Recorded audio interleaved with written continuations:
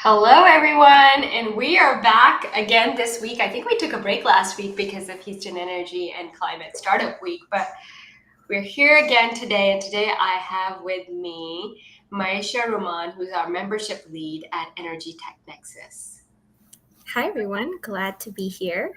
Hi, Maisha. And Maisha was the one last week who was like really doing all sorts of things to make our event happen, from picking up trash to moving furniture to like making sure, the showcasing companies had everything they needed, Wi-Fi, etc. So thank you so much for all your help last week, Maisha. Yeah, of course. It No, wouldn't have been possible without you. But just as a context for those joining in, as people joining right now, Maisha and I both are work with Energytech Nexus. We're a startup hub here based out of Houston. And this last week was a big week for us in Houston, for those working in innovation and energy, because it was the second year that we did a Houston Energy and Climate Startup Week. And this is a week where you have a bunch of activities going on. It really started off when, Rice usually does its energy tech forum during this time of the year. And then Halliburton Labs had a program where they would showcase their companies. And, there were a few different things kind of happening at the same time. So the community came together and they said, hey, let's come up with the Houston Energy and Climate Startup Week. New York has one. Why don't we have one? We're the energy capital of the world, and we want to be driving the future of innovation in energy in Houston. We want to be a big part of it in the future, just like we're a big part of it now. So that's kind of how it started. And now, 2 years into it, we had so many more events. I think, someone said 30 events, someone said 100 events. I don't know what's the exact number, but I don't think anyone's really being able to keep track of it because we also have, two parties who are kind of organizing the different events or like associating with the week. And Energytech Nexus, we had our big event on Tuesday. That's kind of the day that we've decided that we're going to do our event. And we had our second annual pilotathon. And the concept behind the pilotathon is really, we think Houston's a great place to do pilots, and we have all these industries that are based out of Houston who have their facilities down here. They have their expertise down here. How can we get companies from all over the world to come here? And how do we get better at doing pilots? So how do we train these startups to pitch pilots instead of pitching their company? So that's why we call it a pilotathon. You're not just going to see a pitch the way you see it every other startup event. You're not pitching your company, you're pitching your pilot, because you need that pilot to actually be able to make your business tangible and commercial and be able to scale. And we have figured with a lot of our companies that are hard tech, that's a big challenge because the industry is not it's not ready to ingest these pilots. They're not set up to take on pilots. The average time that it takes for a company to even qualify for a pilot can be anywhere from 1 year to 2 years. And so that's a long period of time for a startup to just be waiting to get their first pilot. So how do we speed up that process? So our philosophy was not to just train these startups, but also train the corporates and bring them into the conversation, and not saying that, we're going to tell startup corporate what to do or industry what to do, but bring them into the conversation because they also want to do more pilots and they want to see more successful pilots. Someone said to me, we do a lot of pilots, but they don't succeed. And it's also, someone asked me, well, what does it mean when a pilot fails? And I think the whole idea of doing pilots is like most of them will most likely fail because it is a pilot. The technology might not work, or you might realize there are all these other challenges, but it's not really failure. It's giving you information so you can go on and do your next pilot that would be better. So it's just about having that experience of understanding how, as a big corporation, I'm going to ingest pilots, and how do I create a system for piloting, and how me as a startup am going to pitch a corporate. What are they looking for? And then Yeah. we had Mark, we were really lucky to have Mark One give training to these companies on how to pitch that pilot. So Misha, having you there who worked very closely with all these companies, we had about 70 companies come from all over the world, and you can Yeah. correct me on the exact number. But talk to us about, from your side of things, the process, how we got these companies trained up to pitch these pilots, and then the experience of them actually pitching. Yeah, absolutely. So this year we had a couple of trainings for the startups, and it served kind of a twofold purpose. Like, it was a great way, first of all, for us to interact with them and see what they were about, but also give them some hands-on training about, the challenges that they may face when, they're out there pitching and they get all these questions from judges. So the first couple sessions were around scaling and manufacturing, and this was with Naviscale by Halliburton. So that was a great conversation on what does it mean for a pilot to go from a concept to scaling and getting bigger, and what are the risks associated with that. And then after that, we had a training by Mark One on how to pitch a pilot. And that was really essential because, just as you said, Nada, pitching a pilot is very different from pitching a company. And I think that session really was a wake-up call for some of us in terms of learning about, okay, how do I make sure my pilot is feasible? How do I present it in a manner where the corporates understand what are my objectives and how I'm going to meet them, and is it appropriate for the corporate partners that are located here in Houston? Okay, I'm trying to see if people are joining in here, and I don't I don't see anyone joining in.Amisha, do you mind just clicking on the link that you have for the event and see if we're actually going live? It If works. someone's listening, huh? You see we're going live? Yeah. Yeah, it's playing. Okay. And if Oh, you guys there are 4 people that are here okay, now. awesome. Yeah, I do see there's one person on here on YouTube. But hopefully we're live on LinkedIn too, because I'm trying to click on that link, and hopefully that is working. But if you're there and if you're watching us on LinkedIn, say hi so that we're there, and also give us some key takeaways from your perspective. If you were at the pilotathon, what you experienced, and what were your biggest takeaways? So one of the things that I heard people saying was like they were surprised by the turnout, because Mhm. they thought, given the context in which we're operating today, um, maybe that many people might not show up, but we didn't see that. No. Yeah, we had companies from, actually, we had a bunch of international companies as well, and also companies from all over the US, in Canada, in Denver. And so it was a really great showcase. And I think the onboarding process really helped with that, of you know, um, getting them an opportunity to interact with us through these trainings, and having them see, we're here, these are our partners, and these are who are going to be judging you when you're arriving at the showcase or at the pitch. I think really helped with that process as well. Yeah, I know, exactly. And, not only that all these companies showed up, a lot of our companies were from out of town. They were not from Houston. But also a lot of our industry partners showed up. They didn't only just send one person, but they sent 3 or 4 people, indicating that they're still interested in what are the new technologies to decarbonize our industry, and to work on our net zero goals. So all the events that I went to throughout the week, not only the pilotathon, had that at the center, and everyone were talking about, Saudi Aramco, BP, ExxonMobil. They all have, maybe they've scaled back on some of their goals, but they still have these 2050 goals. Before, they used to talk about 2030.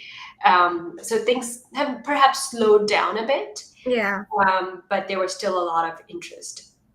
So yeah, Absolutely. like you said, Mark one. Let's see, someone's on the chat here. Yeah, Jana's there. Yeah, she's saying it's hard to find the right link. Most of the links open to the LinkedIn page, but didn't go live. Yeah, that was happening to me too because I'm trying to click on it to make sure that we're going live, but it's taking me to the page and not to the live. So Yeah. yeah, thank you, Jana, and I'm glad you were able to find it. So we have to figure out to make sure that we give the right link to people for Yeah. next time. Yeah, and Jana, would love to hear from you, your thoughts on Climate Week. Jana was one of the volunteers there. She's one of our mentors at Energytech Nexus, and she was also helping out quite heavily with the Climate Week. So, any thoughts from your end? Yeah, it was a very positive experience, meeting so many entrepreneurs. And, not only that these entrepreneurs and startups came from out of town to showcase or pitch at our event, they also I had people coming from the Bay Area, investors who flew Yep. in for this event, I and a saw lot of that. them, Yeah. yeah, And New York as well. We had a bunch of people from New York, bunch of people from the Bay Area. I think it was like a very well-rounded event. In terms of the startups, they also invited their investors, partners. So it was good to see them kind of talking about, oh, I'm expecting someone to come here and see me. So that was also an exciting part of the event, and just seeing the whole community come together.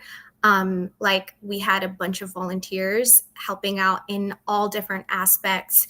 In terms of the pilotathon event itself, there were a couple of portions, right? Not a like what were all the different moving pieces yeah, of that day?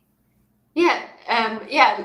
I'd love for you to talk to us about that. So, the more, and I can talk a little bit, and then I'll hand it over to you. But the morning was a speaking program, so we had these amazing founders who have already achieved a lot of scale in terms of like they have done their first pilots, they have fundraised a large amount of money. So we had Moji from Samvita, we had Ben from Revterra, we had Lucy from XGS, which is a geothermal company. We had Laureen from Hertha Metals, and really a vast value chain that was represented there of the different industries. You had the steel making industry, Hertha Metals, and then you had geothermal, and then you had biofuels and SAF with Semvita. And so it was a whole a lot of different verticals that were represented in that conversation. Again, was very great to see how they spoke about getting their pilots off the ground and what's really required in the partnerships that are important there, and getting the funding and really being able to squeeze every nickel, not even the dollar, in terms of the funding you get when you do your first pilot, and really keep a tight cost control, because investors are going to look at that when they judge you for putting more investment in for your next scale project, is how good you were at managing your forecast of how much it's going to cost to do your pilot. And so when you do your demo scale next, or whatever your bigger scale is next, that gives them some validation that you're going to be able to keep the cost down, because that's the biggest uncertainty, is being able to do these first of a kind projects at a cost that's reasonable. And I think that was also shown in the pitch competition, and from what we're hearing from judges as well, is like one of the first things that they're going to ask you about is like, what is the feasibility, or like how are you going to make money off of your pilot and make it scalable over the long term. So I think that is like, I love how you learn about that in the panel, and then when you go and pitch, you have to apply that knowledge. Yeah, no, that's a very good point. Like how in the morning we had the speaking panel, and in the afternoon we had these companies pitching, and that was a question that came up from the judges who were all these judges had about like 6 minutes for the pilotathon and 3 minutes for the co-pilot participants to ask questions, and we really wanted that interactive part and not the company just to be giving a short pitch. And a lot of the questions was around, the certainty of keeping those costs down and like the partnerships that you have, etc. And so kudos to all the judges who showed up and asked some really good questions. So yeah, so we had the founders panel, we had our corporate panel, we had a VC panel, and overall, I think everyone really enjoyed the panel and the morning programs that we had.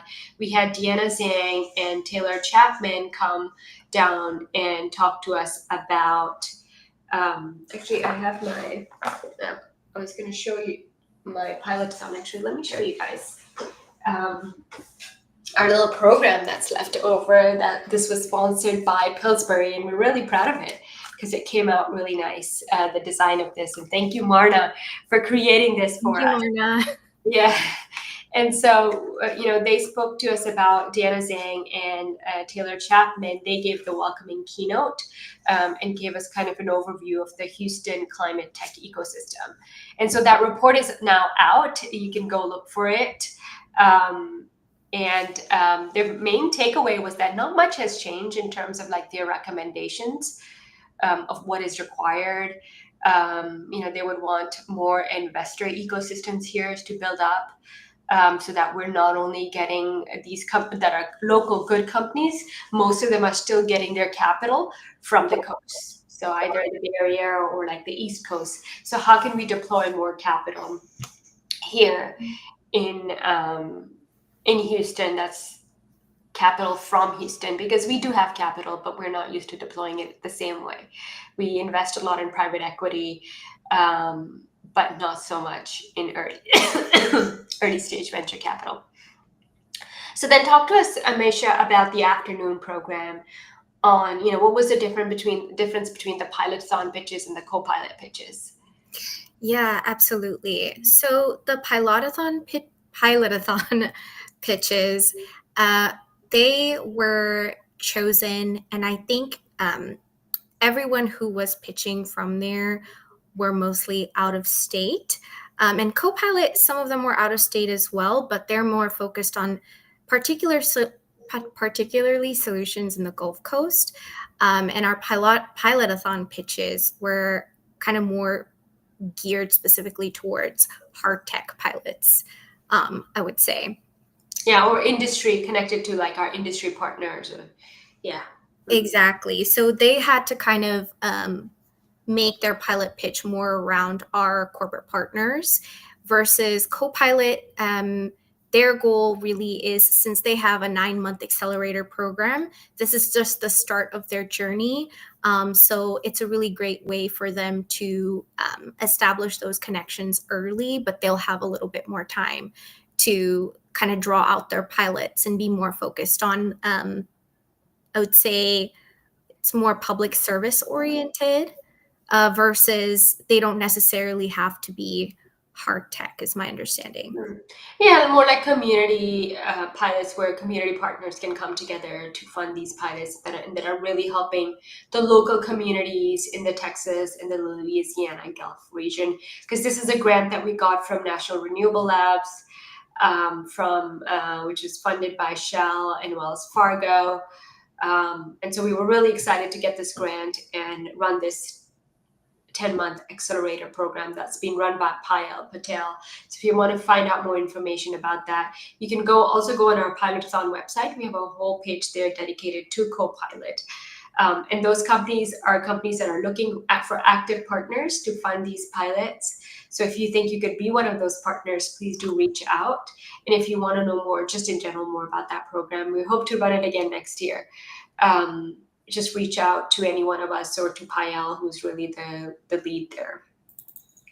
Yeah, absolutely. In terms of the pilot pitches, we had 10 participants, and they were kind of varied across industries. So we had a lot on sustainable fuel. There were some on sustainable fuels.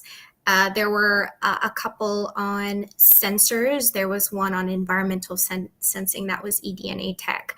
And we also even had a pilot pitch by Nathan, and he was flew in from the UK. So shout out to Nathan for making that long trip here. He's with Nova Sound. And then while the pilot pitches were going on, we also had the afternoon showcase happening at the same time, as well as a couple of international companies pitching on another stage. And so those companies were from Brazil, from Israel, just from around the world. And the companies that were there were names like Trivia, Smarkia, and their solutions had to do with like Trivia more is focused on like ecosystem solutions.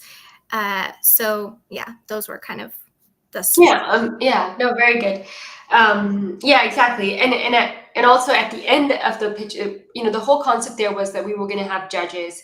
You weren't just going to be pitching to an audience, but you were going to be pitching to an audience of judges. So we had like the first two rows of the audience filled with these judges that we had handpicked from industry, who can then actually provide tangible feedback and ask the good questions to these startups. And so based on their feedback, we then were able to give awards based on, who had the best overall pitch. And we had 3 award categories for the pilotathon and 4 award categories for the co-pilot. And so the judges gave us the results Tuesday evening. Wednesday, we kind of collated all the results. And Thursday, we had our awards dinner where we announced the results. And we're also going to do a press release this week where we'll release who were the winners. But if you're listening to us here, you can hear who the winners were. So Misha, talk to us about who won the pilotathon. Who won? Yeah. So we had 3 awards for the pilotathon pitch, the main competition. So the best overall pilot pitch went to Metal Light. So congrats to them for winning that. The next award category for Best Commercial Readiness Award, this was given to 2 companies. One is Espiku. They make water treatment systems. And then the other one was Serenity Power. They make an alternative to diesel generators using solid oxide fuel cells. So very interesting technology. Definitely check them out. For our Corporate Partners Choice Award, this was who our corporate partners specifically thought would be a great pilot, and that went to Rushnu. Yay! And then we had the best showcase. Did we mention that yet? So the best showcase that was chosen by the people that attended the showcase session, and that went to Resonate. So congrats, Resonate. Yeah, Resonate is a Houston-based company, and they're creating a platform, if I understand, where if someone needs any like parts for a different technology, they can like go and find it. Is that correct, Maisha? Yeah, so they're creating a platform where oftentimes corporates and these big industrials, they have machinery that just goes to waste. So what Resonate does is they have a way to collect those and put them to good use. And I think that goes to the mission, like the mission of circularity, sustainability. So I think it's a great tool for sure. Yeah, so I don't know what they did to get all the stickers so that they could win the showcase, but maybe they were just 2 charming people who were able to attract a lot of people to their booth. So congratulations to all of those. And then we had the co-pilot, and we had for the pilotathon, we ended up giving 2 awards for commercial readiness because we actually had 2 really good companies. So that was Serenity Power and Espiku. So I don't know if I'm pronouncing that right, but hopefully. Yeah, exactly. So congratulations to all of you who showed up and pitched, and in particular to those who won, but even for those who didn't win, I'm sure you gained a lot by being in front of all these investors and industry partners. And for the co-pilot program, who were the winners? Yeah, so co-pilot co-pilot accelerator program, the best overall pitch went to V-Glass. So congrats. What they do is they make really high efficiency windows for thermal protection. And then the next award, the Energy Resilience Champion, that award went to Encoat. So congrats, Encoat.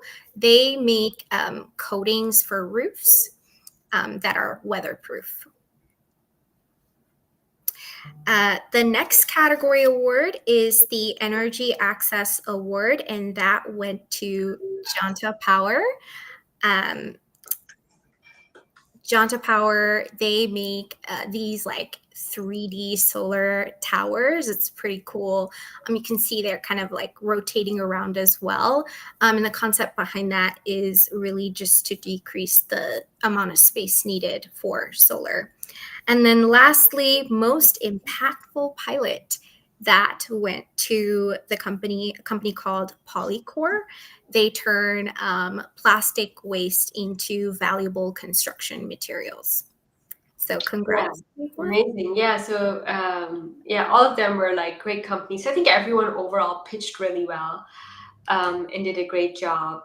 Just being on there and dealing with the judges' questions. There were some people who maybe didn't get their updated slide on there, but they're still did really well, and they came on stage with a happy spirit, and made the best of their time. So thank you for all who were there and who participated, in particular for the startups who pitched, because some of them were very stressed out. But I'm proud of them. Yeah, absolutely. No, thanks to everyone. I know it's not easy to get up on stage, and like we've talked about, pitching a pilot is a little bit different. So I think it was a great learning experience as well, on how to make your pilot very specific and targeted towards this area specifically. Okay, I'm not saying we're ending yet, but I'm like trying to play with all these different headlines that you can have at the bottom. But and so after the pilotathon, there were a bunch of different events on Wednesday. I went to one that was hosted by Pillsbury, that was focused on, let me check my calendar. What was the exact topic there? Yeah. Hey, is it not on my calendar? No, this was, United Airlines Venture X in Chevron and Pillsbury. Yeah, so we had United Airline Ventures, Chevron, and Pillsbury, and we had a speaker from each one of these. And basically the conversation was around, how do you fund and invest in these companies? How do you keep the momentum going in Houston? We usually don't hear from United Airlines Ventures, so it was really nice that they actually showed up and spoke about it, like what are the kind of things that they invest in, etc. So that was exciting. That was a great event. And where else did I go? And then there was an Energy AI happy hour that was hosted by Collide. That was a lot of fun. In the morning, I also went to this event that Greentown Labs hosted at the ION, where you had companies from Australia and Norway represent. And it was great to connect with those delegations and see, what are they doing in terms of entrepreneurship in those two countries, and how we can collaborate with them more going forward. Then Thursday was another big day where Rice has its annual event. And again, I think, at the Pilotathon, we had close to 600 people show up. Energytech Forum was probably close to the same, I would say, but their space is so much bigger. They do it at the Rice MBA school.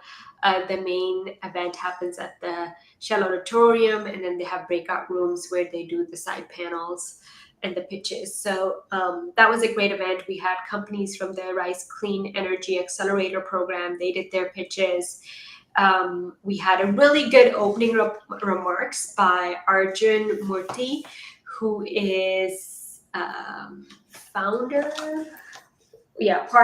at Veriton. and he's like an energy macro and policy expert. And he gave a really good opening remarks on like what's really driving innovation within decarbonization and energy transition. And it's not necessarily the price of CO2, but instead it's actually a domestic independence from energy sources, which was an interesting take, that and made me think like, okay, yeah, we focus a lot on like setting, having a CO2 price or having like an external carbon Yeah. markets, but we've largely failed at that. Yeah. I mean, some countries have managed to, especially in the EU, managed to create mechanisms that allow people to, manage their CO2 in terms of like in Norway, there's a CO2 tax. So Yeah. you have to pay that to the government, and that goes into the sovereign wealth fund, and then that wealth fund can work on like investing in a lot of decarbonization technologies, etc.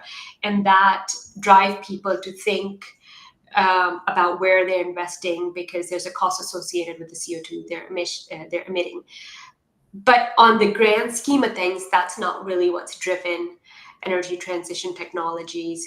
What you see in China, for example, which is like leading in solar and wind energy, and that's because they don't want to be dependent on any other country when it comes to oil and gas. They can do coal because coal is readily available in China, but wind and solar will always be there, and they'll never have to import it. So that was an interesting take. I think like focusing on the shift that we're now seeing in the global context of the geopolitical reasons for Yeah. renewables Yeah. are actually a stronger driver, unfortunately, than the impact of CO2 in the environment. I think that's really interesting that you note that, because one of the talks that I went to was with Microsoft and the Nature Conservancy, and they were talking about carbon markets and how some of the big corporations were scaling back their goals, but Microsoft decided, no, we're going to stick to this. And there was a sense that, like, some people felt that the carbon markets aren't really being used. So what is the solution to that?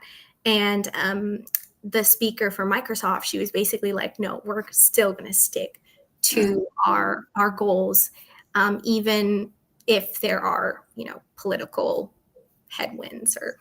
Exactly, and that's what you see, right? So what you are getting is this like artificial carbon markets from companies like Microsoft and AWS and Facebook that still want to get to net zero, because these companies care about their the impact. So it's kind of driven more privately than through policies, until policy is ready to come in place that will kind of drive them. And Microsoft is huge, right? It is one of the top 3 on the S&P 500, and if not number one. Who's number one right now? But all these companies that are driving a lot of our economy today are the ones who are investing, especially now as there's a drive towards building these AI data centers. They want to be able to manage that and power those with renewable energy. So there's good news is there's still some I guess good conscience on behalf of some of these leaders on how our activity may be negatively impacting our planet. Yeah, absolutely. And then in terms of like what's coming next week, so this week was a busy week, and most of us are like, we're going to take it easy this next week. We have from Energytech Nexus, we have a partnership with Latham & Watkins. Scott Gregg, who's based out of Austin, he comes down every other month to come and advise our startups. So if you are in town and you want to have office hours with him, please reach out. We have an event coming up on, let's see what the date for that is, on October 1st. He'll be down here again at our offices. So you can reach out to us if you are not a member. and we'll get you connected to Scott at least. What else is going on? We have a Determined to Lead lunch, and this time we're focusing on AI. We have Nerveet Bhullar, who will talk to us about the latest in the modern workplace when it comes to AI and what are the most important things that we need to know to upskill ourselves. So that's on October 17th. Yeah, that's kind of what I have for now. Is there's the Greentown Labs Climate Tech Summit that's coming up in November. Yeah, anything from your side, Aisha? No, nothing else. Looking forward to the detail lunch. I think it's going to be very good. Yeah, yeah, and then reach out to us if you're listening. If you have any questions, happy to answer them. Yeah, Jana said congratulations to Metalite and Polycore. Yeah, all the companies who pitched this week, whether at our event or other events, or we're in town or we're from Houston, thank you so much for showing up and making it really another successful week for us. And we can't wait for being part of this again next year. Looking forward to it. Yeah, thank you guys.